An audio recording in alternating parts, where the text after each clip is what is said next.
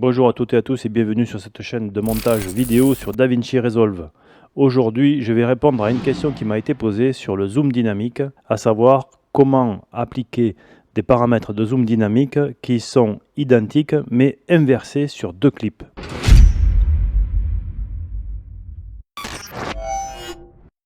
Pour ça, je vais utiliser un projet en cours qui est sur ma chaîne principale et j'ai une séquence ici à laquelle je parle. Donc je vais en prendre une partie déjà, je vais la couper. Je l'ai coupée et on a la séquence qui est comme ça. La question qui m'a été posée, c'est j'ai une séquence comme celle-là, je la coupe en deux.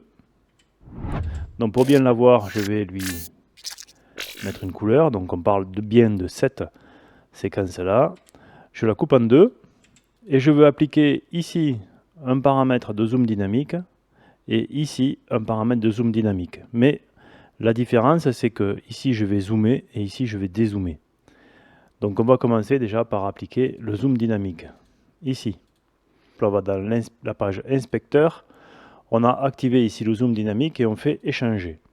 Et à ce moment-là, quand on revient ici, eh bien, le départ est vert, l'arrivée est rouge.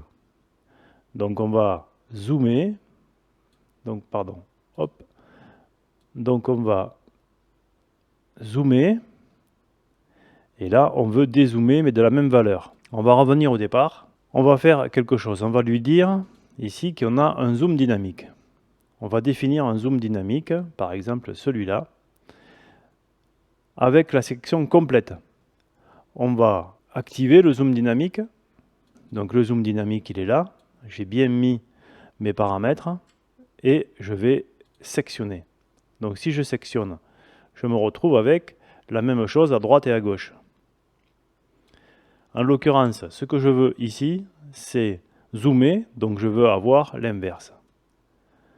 Donc là, je vais bien avoir un zoom et un dézoom de la même valeur. Donc retenez qu'en fait, dans le zoom dynamique, il n'y a pas de possibilité de paramétrer les cadres, les profondeurs de zoom, hormis en faisant évoluer avec la souris. Donc cette astuce ne fonctionne que bien sûr si on a un clip coupé en deux. Parce que si on veut recopier la même chose sur un autre clip, eh bien on va être embêté parce qu'en fait on n'a pas la possibilité ici de venir paramétrer. Voilà, j'espère que ce petit tuto répondra à la question qui m'était posée. N'hésitez pas à me poser des questions techniques. Je vous dis donc à très bientôt dans un nouvel épisode sur le montage avec DaVinci Resolve.